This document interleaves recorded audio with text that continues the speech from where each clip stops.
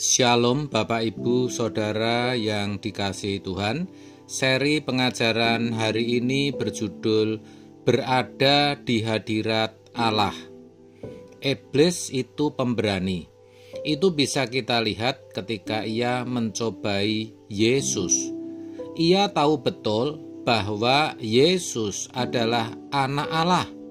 Tetapi ia dengan berani berkata, semua kerajaan dunia dan kemegahannya akan kuberikan kepadamu jika engkau sujud menyembah aku. Matius 4 ayat 8-9. Kita tahu bahwa ternyata Yesus menolak tawaran itu. Tawaran itu tidak mempan. Tetapi bukan berarti iblis berhenti berusaha, saudara. Sebab sebenarnya saat ini pun banyak orang Kristen yang sedang dibawa iblis ke atas gunung yang sangat tinggi dan diperlihatkan kerajaan dunia dan kemegahannya. Dan survei membuktikan bahwa ternyata banyak orang Kristen yang tertarik, bahkan jatuh dalam percintaan dunia. Akhirnya, apapun rela dilakukan demi memperoleh dunia.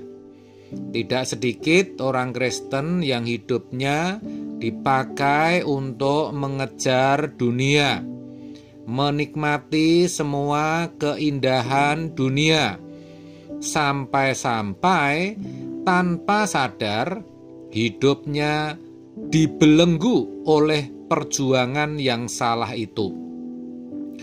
Padahal dunia sedang lenyap dengan segala keinginannya. Demikian dikatakan dalam 1 Yohanes 2 ayat 17. Namun Tuhan sangat mengasihi kita.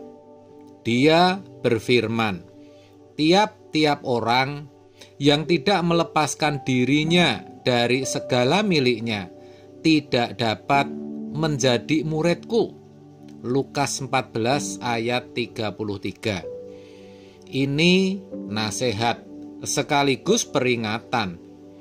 Tapi faktanya masih banyak orang Kristen yang tidak bisa menerima kebenaran ini, sehingga tidak ada upaya apalagi tekad untuk meninggalkan dunia. Jujur, memang itu sangat sulit, bahkan lebih sulit dari apapun juga.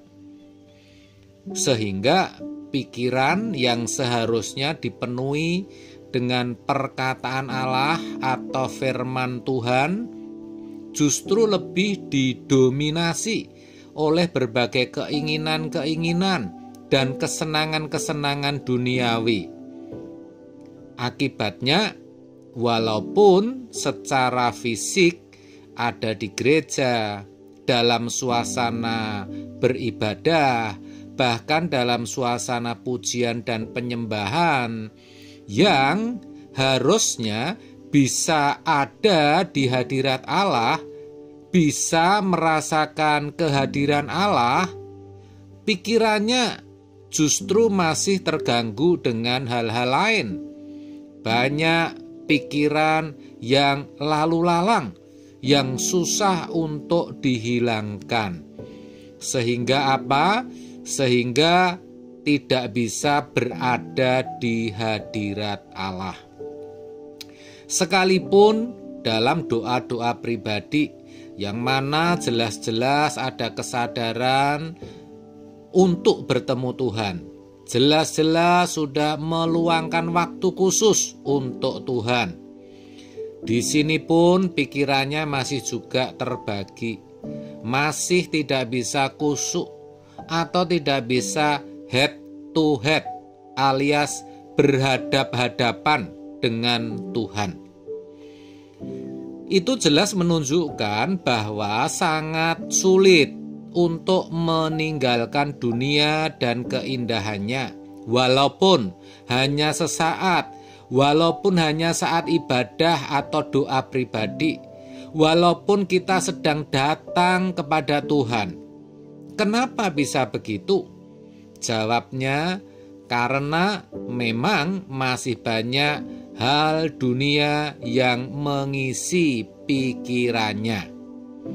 Kesaksian seorang warga binaan di mana ia berkata ketika masih berada di rutan, begitu mudah untuk klik, untuk krek dengan Tuhan. Maksudnya begitu mudah bertemu Tuhan dan berada di hadirat-Nya. Sebaliknya, ketika sudah menghirup udara bebas, perjumpaan dengan Tuhan itu tidak lagi semudah yang pernah dialami. Doanya tidak bisa lama, tidak bisa panjang seperti ketika ada di rutan. Kenapa bisa begitu? Sebab ketika di rutan seseorang tidak banyak memiliki kegiatan yang bisa dilakukan, hanyalah berdoa, beribadah, dan sedikit aktivitas yang tidak menyita waktu banyak. Biasanya dalam keadaan seperti itu, orang tidak banyak memiliki keinginan. Kalaupun ada, paling hanya bagaimana bisa bebas lebih cepat. Dan keinginan cepat bebas itu justru membuatnya memiliki gairah yang kuat untuk bertemu Tuhan, untuk berada di hadirat-Nya. Sedangkan ketika sudah bebas, baru bangun saja, pikirannya sudah banyak terisi dengan kegiatan dan keinginan. Mulai dari antar anak, mempersiapkan pekerjaan, menyiapkan ini itu, dan sebagainya. Semua itu membuatnya sulit untuk fokus dengan Tuhan.